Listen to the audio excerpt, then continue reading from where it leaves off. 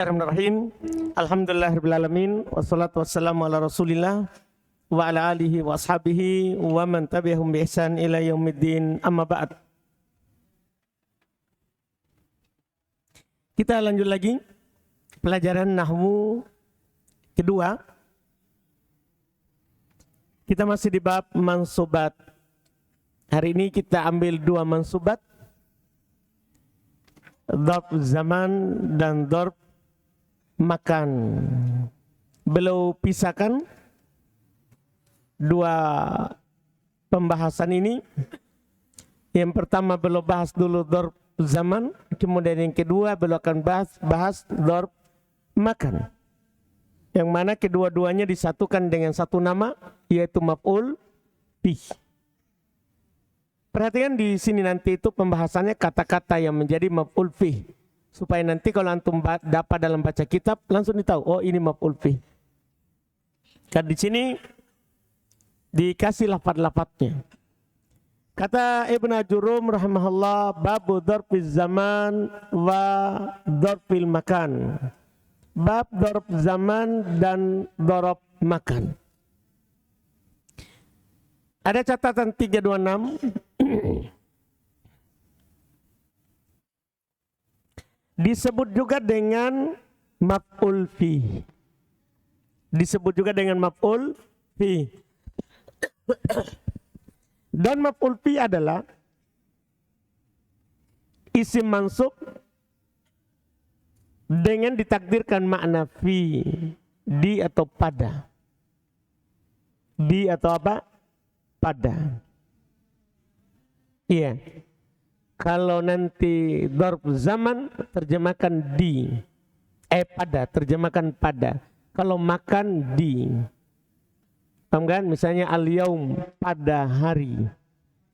Kalau makan amam, di depan, bukan pada depan. Jadi dia itu intinya makna fi. Fi bisa diterjemahkan di dan bisa diterjemahkan apa? Pada. Cuman kita sudah tentukan sekarang. Kalau dia dzarf zaman, maka terjemahkan apa? Pada. Dan kalau dia dzarf makan, biasa diterjemahkan apa? Di. Di, itu kebanyakannya. Jadi ditakdirkan padanya makna fi untuk menunjukkan waktu terjadinya pekerjaan atau tempat terjadinya pekerjaan. Ini maf'ul fi. Isim mansub yang ditakdirkan padanya makna fi dalam terjemahannya dan menunjukkan waktu terjadinya pekerjaan atau tempat terjadinya pekerjaan. Kita kembali ke atas dzarfuz zaman. Belum kasih pengertian satu persatu ya. Dzarfuz zaman huwa ismuz zaman al-mansub bi takdiri fi. Dzarf zaman adalah isim zaman. Isim yang terkait dengan waktu. Al-mansub yang dinasab. Yang dinasab bitakdiri fi, dengan ditakdirkan padanya apa? Fi. Jadi isim mansub ditakdir fi. Tapi ingat awalnya disebutkan zaman. Dia menunjukkan atas waktu. Menunjukkan atas waktu. Nah langsung contohnya. Al-yauma wal lailata wa gudwatan wa bukuratan wa saharon wa godan wa atamatan wa sobahan wa masaan wa abadan wa amadan wa hinan wa ma asbaha dzalik, dan apa yang serupa dengan hal itu. Dan apa yang serupa dengan hal itu. Contohnya kita baca satu masing-masing di terjemahan karena ada contoh di bawah penggunaannya. Ada contoh di bawah penggunaannya. Perhatikan naik turun ke atas ke bawah ya. Kita baca di atas satu contoh kemudian ke bawah contoh kalimat. Dan di bawah di catatan saya buat contoh kalimatnya. Contoh al-yauma. Al-yauma catatan 327. Contoh sumtu yaumal khamisi. Sumtu yaumal khamisi. Maka yauma adalah dzarf zaman mansub. Dinasab dengan tanda fathah sebagai maf'ul fi.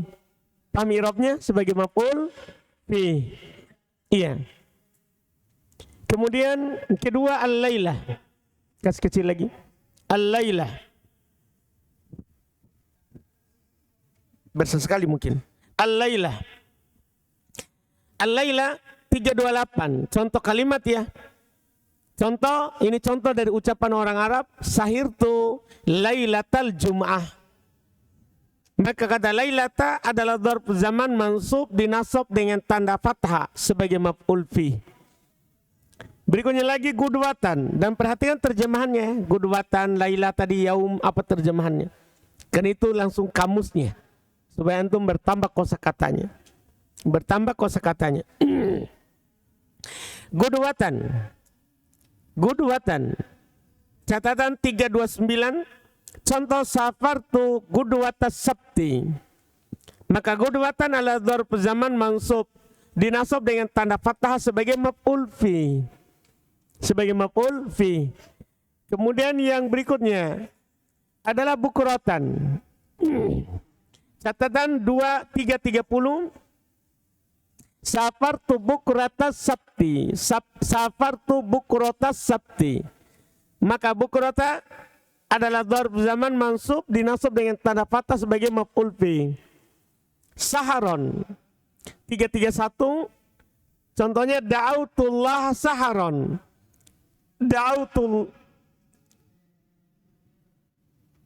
Da'autullah sahron. Saharon.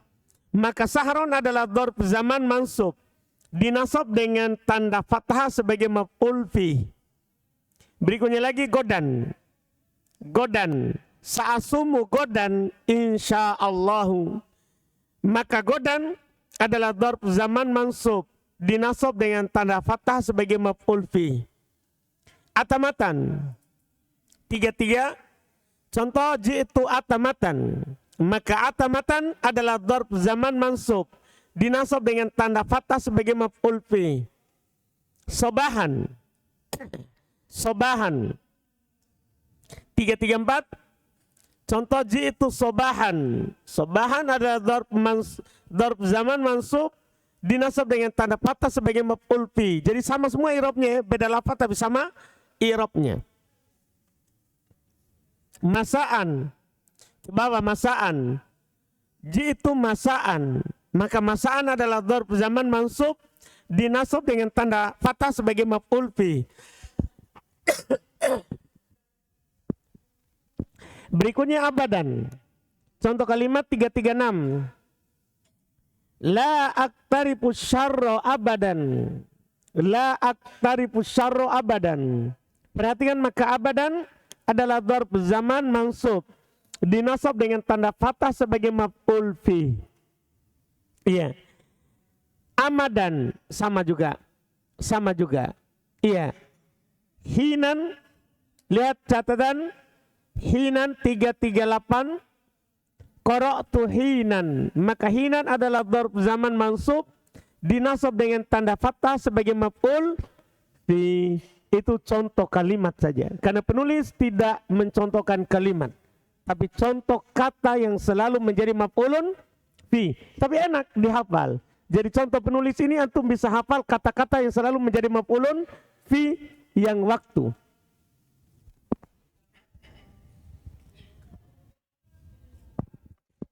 Kita lihat yang makan.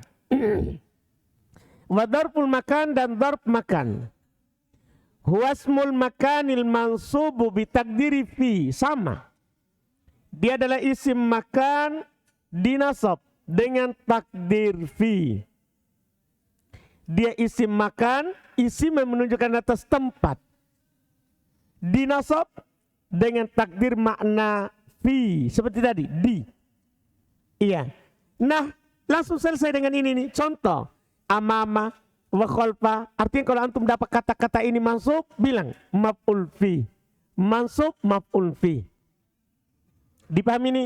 Amama, khalfa, qaddama, wara'a, fauqa, tahta, inda, ma'a, iza'a, hida'a, tilqa'a, huna, sama, wa ma asbah dzalik, dan apa yang mirip dengan itu. Ini yang sering keluar. Contoh kalimat dicontoh, amama.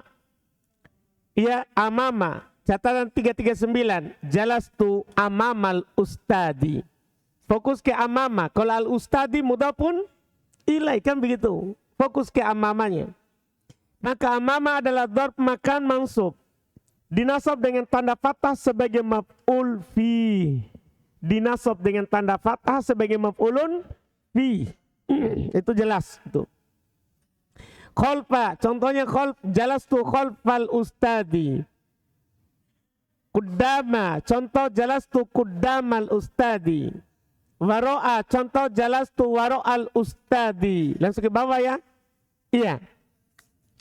Kemudian fauqa 343 jalastu fauqal kursi. Tahta, contoh jalastu tahta syajari. Iya, jalastu tahta syajari. Inda, contoh di bawah jalastu indal ustadi. Ma'a, contoh di bawah dhahabtu ma'a Yusufa. Kenapa Yusufa padahal dia mudhafun ilai? Ismul ladzi la yansarif. Ahsantum. Iza'a, contoh waqaftu iza'al baiti. Hida'a, contoh 348 waqaftu hida'al baiti. Tilqa'a, contoh 349 waqaftu tilqa'al baiti. Huna, contoh 350 jalastu huna. Iya, kemudian sama. Sama ya, bukan summa. Kalau summa huruf atop. Kalau summa huruf atop. Ini sama. Ini sama. Iya, sama. Contoh jalastu sama. Iya, selesai. Maf'ulun fi. Maf'ulun fi ini bisa dikatakan paling mudah. Paling mudah dalam pembahasan. Karena dia yang penting dia isim mansub yang menunjukkan tempat terjadinya pekerjaan atau waktu terjadinya pekerjaan. Dan rata-rata karena ini terbatas, tidak terlalu banyak, para ulama bahasa kasih langsung lafadznya. Jadi kalau antum hafal misalnya ini di matan jurumiyah, itulah yang terbanyaknya begitu. Nanti ada lagi tambah sedikit di buku-buku yang lebih tinggi. Paham kan? Jadi kalau kita baca hafal ini sudah dapat mansub ya, tapi ingat mansub. Karena nanti dia bisa majrur pakai huruf jar. Kalau ada huruf jar dia bisa apa? Majrur. Ingat maf'ulun fi-nya yang mansub. Yang mansub saja. Jelas ini? Selesai maf'ul fi. Ada pertanyaan?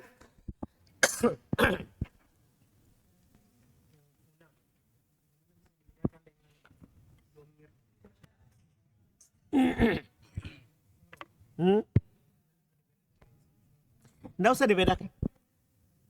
Jadi mau bertanya bagaimana cara membedakan dengan isim isyarah. Nggak usah dibedakan.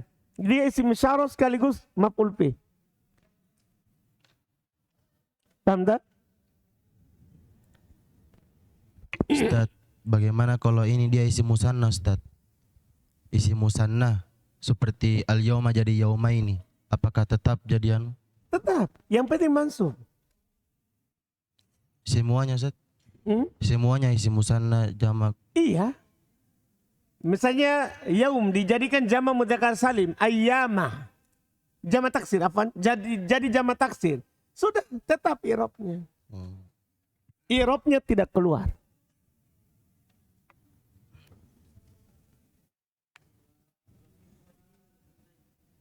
Enggak, jangan kasih kesimpulan seperti itu. Jadi punya kesimpulan setelah dzarf pasti mudhafun ilaih. Jangan, karena bisa enggak ada setelahnya. Iya kan? Yang jelas itu kan kaidah mudhafun ilaih nakira ma'rifah. Nakira ma'rifah, paham kan?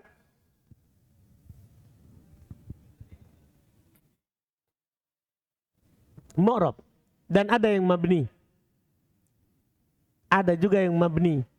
Seperti huna, tamma, al-ana, amsi, belum datang sebagian.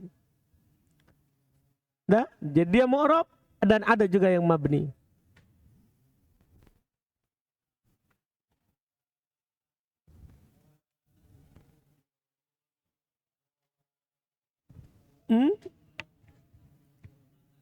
Enggak apa-apa. Dia huruf pertama itu bisa habis. Dah.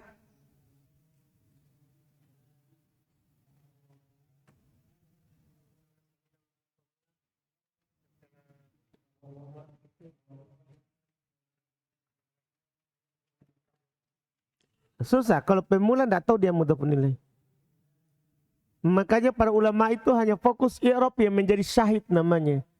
Jadi antum kalau ngajarkan nahwu tidak boleh bercabang.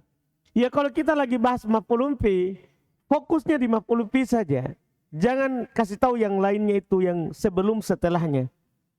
Nah, itu namanya yang mutafannin. Orang yang kalau ahli hanya fokus pada menjadi judul bab. Artinya di sini ini jalas tu amamal ustadi. Kalau orang dah ahli dia akan bilang jalas fil madhi tu fa'il. Amama maf'ul fi al ustadi mudhafun ilai. Itu namanya berarti dia ndak ahli.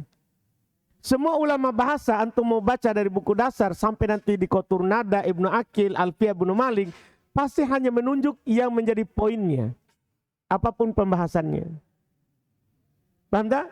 Ini yang Anda contohkan di sini. Kita bilang maka amama itu contoh dari ulama bahasa. Mereka itu ndak i'rab sempurna karena sudah ada babnya masing-masing.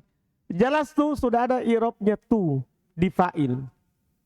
Kita buang-buang waktu kalau mengulang semuanya di setiap pembahasan kita harus ulang yang sudah lewat atau yang akan datang, itu buang-buang waktu dan menunjukkan bahwa kita tidak ahli. Kita bukan ahli dalam bidang itu karena kita berbicara terlalu berulang di setiap bab. Dipahami kan?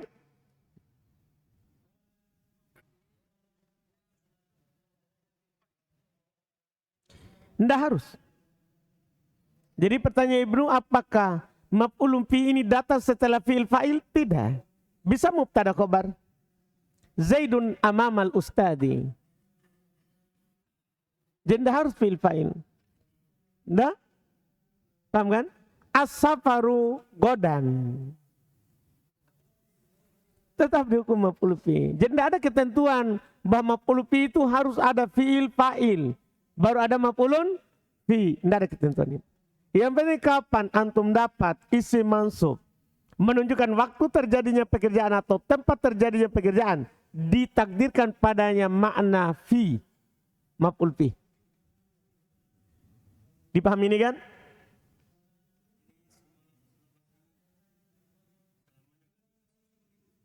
Enggak, saya sudah bilang tadi bisa dijar dengan min.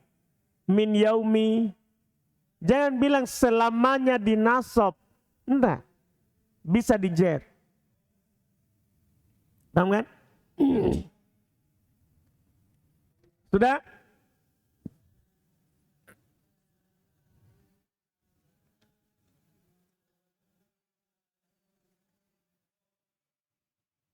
Apa?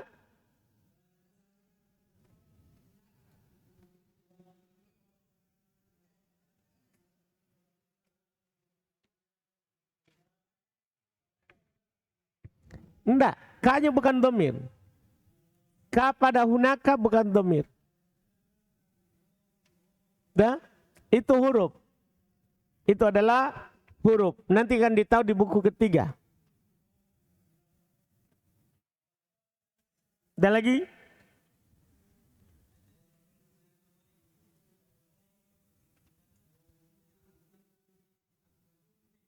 Iya. Enggak, sumtu yaumaini. Sumtu yaumaini. Saya berpuasa 2 hari. Nah, mansub dengan ya. Yeah. Hah? Enggak. Tergantung kalau mutanah ya dengan irob isi mutanah. Kalau untuk jama, irobnya jama. Sumtu ayyaman. Ayyaman jama taksir dari yaum. Berarti sekarang irobnya jama taksir. Paham saudara? Sudah? Sudah ya? Lanjut. Hal. Babul hal. Ini juga mudah sekali alhamdulillah. karena pembahasan hal di sini tidak ada bedanya dengan pembahasan hal di buku pertama. Ini hanya seperti murojaah saja. Iya. Babul hal, bab tentang hal. Al-hal huwal ismul mansubul mufassiru liman bahama minal hayat. Saya tidak kasih catatan karena tidak ada bedanya dengan buku sebelumnya. Hal adalah isim mansub yang menjelaskan apa yang masih samar dari keadaan. Hal adalah isim mansub yang menjelaskan sesuatu yang masih samar berupa keadaan. Ini jelaskan, dia datang menjelaskan keadaan. Contoh, nahwu qaulika, contoh ucapan kamu. Ja'a Zaidun. Sampai situ dulu dah. Ja'a Zaid, Zaid datang. Keadaan datangnya apa? Kan tidak ditahu, itu namanya samar. Tidak ditahu keadaan dia datang itu gimana. Jalan kaki, naik kendaraan, samar. Paham kan? Langsung datang. Rokiban, dalam keadaan dia apa? Berkendaraan. Dalam keadaan berkendaraan. Iya. Berarti ini rokiban sebagai apa? Hal. Apakah dia isim? Isim. Apakah dia mansub? Mansub. Menjelaskan keadaan? Itu ketentuan hal. Isim, yang berarti isim, mansub, menjelaskan keadaan. Isim, mansub, menjelaskan keadaan. Contoh kedua, warokibtul farosa musrojan. Mana hal? Musrojan. Lakitu Abdallahi rokiban. Mana hal? Wa ma asbah dzalik, dan apa yang serupa dengan itu. Lihat catatan 352. 352, maka rokiban adalah hal. Dinasab dan tanda nasabnya adalah fathah karena dia isim mufrad. Catatan 353, musrojan adalah hal. Dinasab dengan tanda dinasab dan tanda nasabnya adalah fathah karena dia isim mufrad. Catatan 354, rokiban adalah hal. Dinasab dengan tanda nasabnya adalah fathah karena dia isim mufrad. Sengaja saya bilang singgung isim mufrad, artinya seandainya di situ mutsanna ya, ya. Seandainya di situ jamak mudzakkar salim, ya. Seandainya jamak taksir, fathah. Seandainya jamak muannas salim, kasroh. Paham kan? Dipahami ini? Artinya tergantung isim apa. Paham fatahan? Hah? Jadi apa alamat nasabnya ini fatahan? Fathah. Alhamdulillah. Paham kan? Jelas ini? Jelas ini? Setelahnya penutup. Pernyataan pemungkas dari penulis untuk syaratnya. Jadi pendek sekali. Wala yakunul halu illa nakira. Wala yakunu illa ba'da tamamil kalam. Wala yakunu sahibuha illa ma'rifatan. Dan tidak akan menjadi hal kecuali berupa nakiro. Antum sudah tahu kan nakiro itu bagaimana? Jadi tidak akan berupa, tidak ada hal kecuali pasti apa? Nakiro. Tidak ada hal ma'rifah. Iya, 355. Lihat catatan sedikit 355. Sebagaimana yang terlihat pada contoh disebutkan oleh penulis. Coba antum lihat contoh penulis. Semua itu nakiro. Iya, semua itu nakiro. Lanjut, tidak akan menjadi hal kecuali setelah sempurnanya kalimat. Tidak ada hal, artinya fi'il sudah punya fa'il, mubtada sudah punya apa? Khobar. Lihat catatan di bawah. 356. Yaitu setelah fi'il memiliki fa'il atau setelah mubtada memiliki khobar. Tidak ada itu dibilang fi'il langsung hal. Tidak ada fa'il. Mubtada langsung apa? Hal. Tidak ada siapa? Khobar. Tidak ada. Dia datang setelah sempurnanya kalimat. Iya. Dan kalimat itu sudah sempurna kalau jumlah fi'iliyah atau jumlah ismiyah sudah sempurna. Sudah sempurna. Terus terakhir, wala yakunu sahibuha illa ma'rifah, dan tidak ada pemilik hal kecuali berupa ma'rifah. Berbeda. Jadi susunan hal itu adalah susunan ma'rifah nakiro. Susunan ma'rifah nakiro tapi mansub. Kalau susunan ma'rifah nakiro marfu itu mubtada khobar. Jadi kalau ada ma'rifah nakiro marfu mubtada khobar. Tapi kalau ada ma'rifah nakiro mansub yang nakironya hal. Paham dalam baca kitab ini? Itu adalah hal. Itu adalah hal. Karena sahibul hal harus ma'rifah. Ini 357. Ini catatan 357. Sebagaimana yang terlihat pada contoh disebutkan oleh penulis. Sebagaimana yang terlihat pada contoh yang disebutkan oleh siapa? Penulis. Itulah bentuknya hal dan sahibul hal. Iya. Jadi dalam pengertian hal itu sebenarnya sudah kita paham itu hal. Dia isim mansub.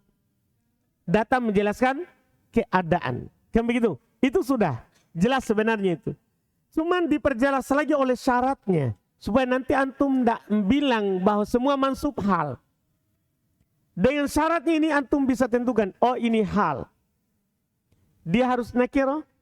Setelah sempurnanya kalimat. Sahibul halnya harus apa? Ma'rifah. Jelas kan? Ada pertanyaan? Selesai hal.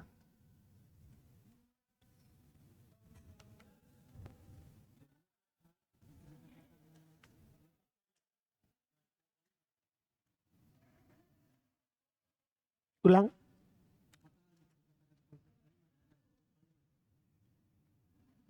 Ulang. Apakah hal bisa dikatakan sebagai pelengkap kalimat saja, bukan pokok? Iya, nanti akan ditegaskan di buku ketiga. Hal itu adalah fadlah nanti. Yang penting sekarang itu dulu dipahami. Jadi untuk dasar adalah hal itu datang setelah sempurnanya kalimat.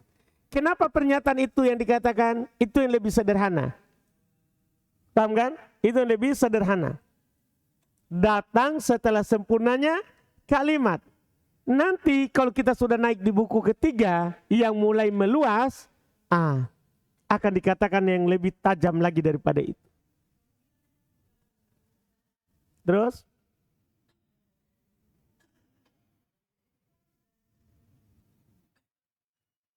Sudah? Cukup? 2. Itu dulu. Dah? Karena kalau kita ambil tamiz, itu butuh lagi waktu. Tapi sebenarnya gampang. Ambil. Ambil Mi. Bismillah. Bismillah. Babu tamiz. Bab tamiz. Iya. Karena miripnya ini hal. Miripnya ini hal. Babu tamiz. Nanti saya akan kasih tahu antum sesuatu yang bisa antum membedakan hal sama tamiz. Setelah selesai ini. Karena ini kita sudah buku kedua. Babu tamiz. Bab tentang tamiz. At-tamiz, tamiz adalah huwal ismul mansubul mufassiru liman bahama minad dawat. Dia adalah isim mansub yang menjelaskan yang masih samar berupa zat. Jadi yang dia jelaskan itu bukan keadaan, tapi zatnya. Pengertian ini belum kurang ya. Karena belum bilang hanya zatnya saja. Sementara yang samar itu bisa berupa zat, mufrad, dan bisa berupa jumlah. Di sini belum kurang di sini. Di sini belum kurang. Lihat catatan dulu di bawah. 358. Juga menjelaskan yang masih samar berupa nisbah jumlah. Seperti dalam contoh yang akan disebutkan oleh penulis. Jadi penulis secara contoh datang menjelaskan jumlah sama mufrad. Jadi yang samar itu 2. Ada yang samar mufrad 1 kata dan ada yang samar jumlah 2 kata. Tapi dalam pengertian belum kurang. Yaitu belum cuma bilang menjelaskan yang samar berupa zat. Zat itu maksudnya mufrad. Zat itu 1 kata. Yang samar berupa 1 kata. Lihat contoh. Tasobbaba Zaidun arakon. Tasobbaba Zaidun arakon. Tasobbaba bercucuran. Zaid. Arakon keringat. Kalau antum melihat tasobbaba bercucuran, samar gak? Samar atau tidak bercucuran? Tidaklah, masa antum bilang samar itu bercucuran. Tahu aja bercucuran. Atau apa itu bercucuran? Jatuh-jatuh ya. Mengalir ya, pokoknya jatuh-jatuh begitu. Samar berarti atau tidak? Enggak. Zaid samar? Tidak. Tapi saya bilang, tasobbaba Zaid. Zaid bercucuran. Samar? Zaid bercucuran. Samar? Itu baru. Karena antum akan tanya, apanya? yang bercucuran. Tak, ada air mata, ada keringat, ada apa lagi? Darah, apa lagi?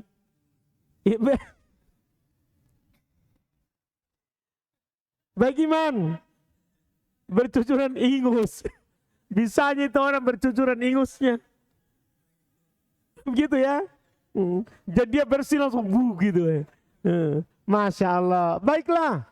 Pokoknya intinya samar itu yang bercucuran dari Zaid. Datang Arokon menjelaskannya. Contoh kedua.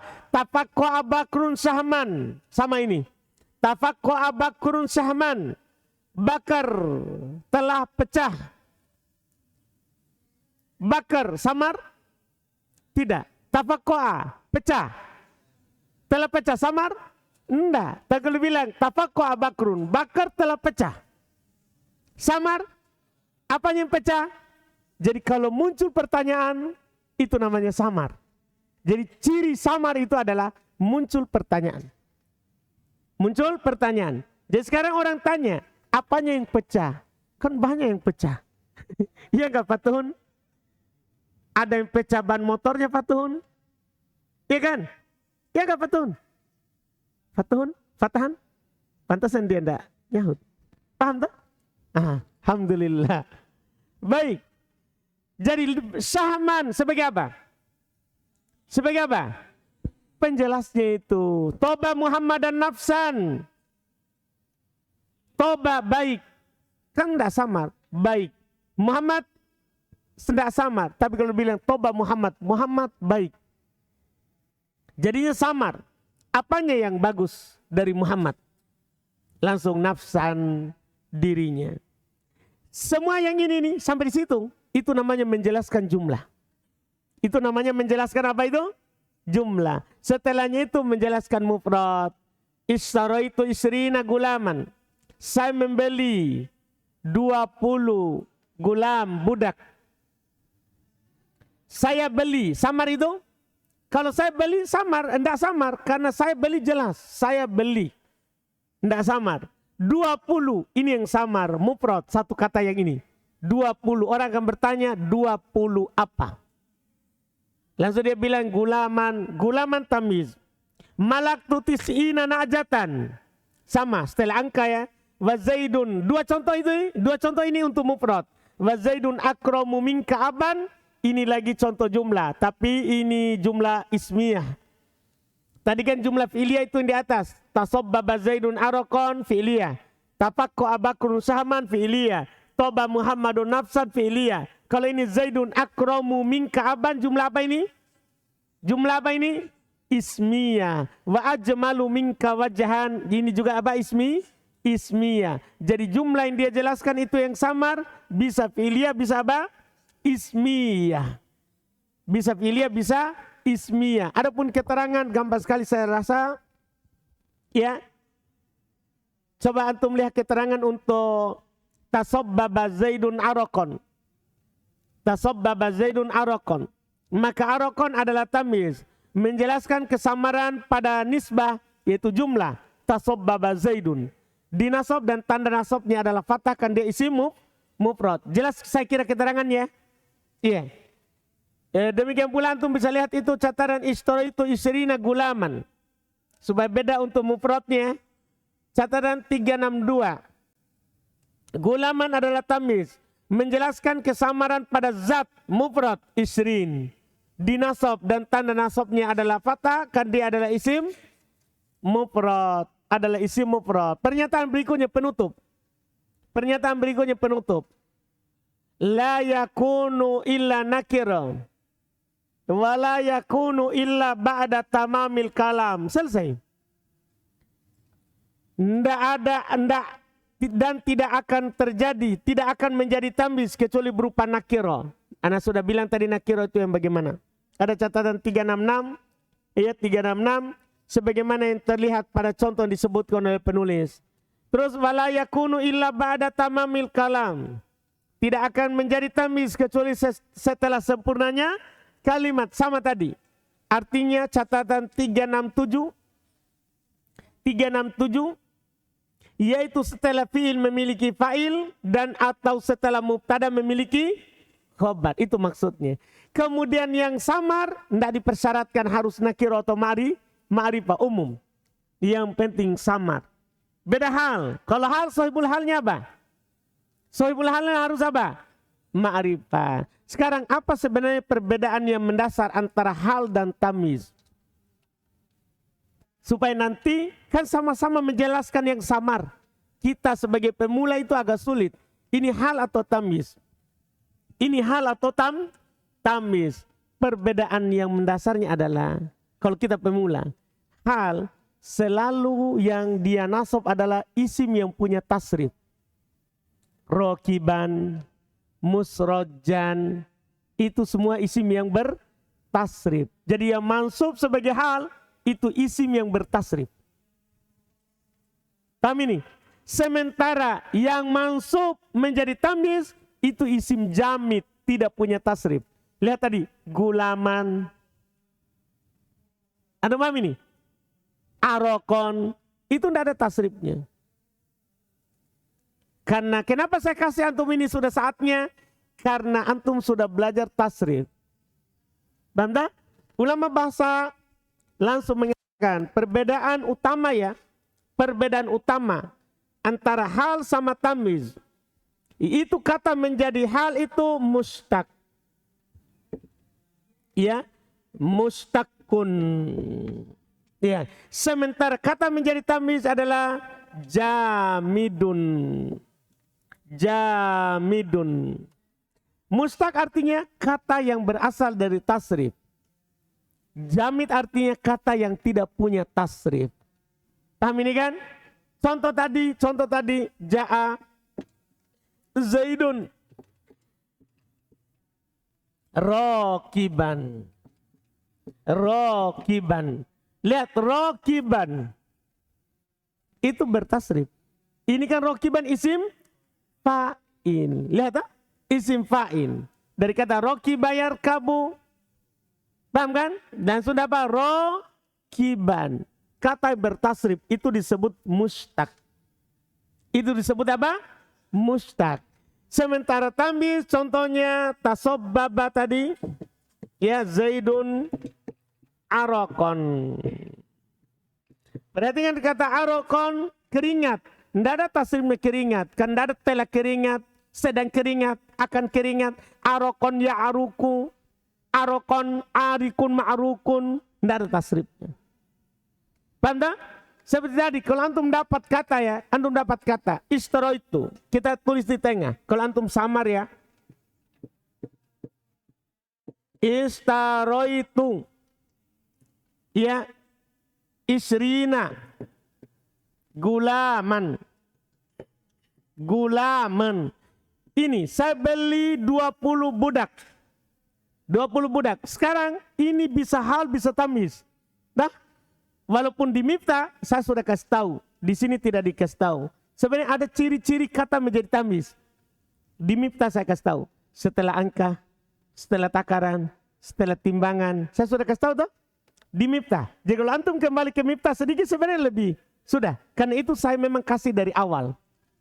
Kalau ada bilangan tamyiz, supaya langsung bedakan dengan siapa? Hal. Tapi anggaplah sekarang kita tidak tahu itu. Kadang-kadang kita tidak tahu itu angka atau timbangan atau takaran. Maka inilah yang antum harus lihat. Gulaman bisa jadi hal, bisa jadi tamyiz. Kan begitu? Tinggal antum perhatikan. Gulaman apakah kata mustaq atau jamid? Itu yang diperlihatkan. Apakah gulam punya tasrif atau tidak punya tasrif? Paham kan? Yang mana antum sudah tahu itu kata pola kata tasrif di sorof. Iya kan? Karena antum sudah tahu pecahan kata dalam sorof. Sudah tahu pecahan masdar itu bagaimana. Isim fa'il, isim maf'ul. Paham kan? Sudah tahu antum itu. Lihat apakah ada pecahan gulaman. Ada tasrifnya gulam, budak. Paham kan? Tidak ada pecahannya. Karena pecahan itu berasal dari kata kerja. Sekarang gulam, apakah dia kata kerja? Apakah kata kerja? Bukan. Berarti bukan hal ini. Berarti sisa satu. Siapa dia berarti? Siapa dia berarti? Tamis. Ada pemahaman pendekatan yang diberikan oleh ulama bahasa juga terkait dengan hal. Hal itu adalah isim fa'il, ya isim fa'il atau isim maf'ul. Ini pendekatan. Hal itu biasanya adalah isim fa'il atau isim maf'ul. Biasanya. Paham ini? Nah, isim fa'il atau isim maf'ul itu disebut mustaq. Itu disebut apa? Mustaq. Apa artinya mustaq? Apa artinya mustaq? Punya pecahan. Paham ini? Jelas ini? Sudah jelas ini? Ini. Kalau dia bukan isim fa'il, bukan isim maf'ul, tamis. Seperti tadi. Zaidun akromu minka aban. Aban. Aban. Hal atau tamis? Hal atau tamis? Tamis. Kenapa antum bisa bilang tamis? Karena aban bukan isim fa'il, bukan isim maf'ul, atau kata lainnya bukan mustaq. Tapi dia adalah jamid. Tidak ada tasrifnya aban. Coba tasrif abu. Abdul Alim, coba tasrif abu. Bisa ditasrif abu? Tidak bisa. Iya kan? Abu-abu, abu ya abu. Dah, tidak ada tasrifnya. Berarti dia tidak bisa jadi hal. Dia hanya bisa jadi apa? Tamis. Kenapa kita perlu bedakan itu? Karena masalahnya syaratnya sama. Tidak boleh sama-sama nakiro. Nah, sama-sama datang setelah sempurnanya kalimat. Sama. Maka kita harus membedakannya dengan kosakata yang menjadi hal, kosakata menjadi tamis. Nanti baca kitab antum, saya akan tunjukkan itu. Dibaca kitab. Ini hal atau tamis. Paham kan? Dipahami ini? Baik. Ada pertanyaan?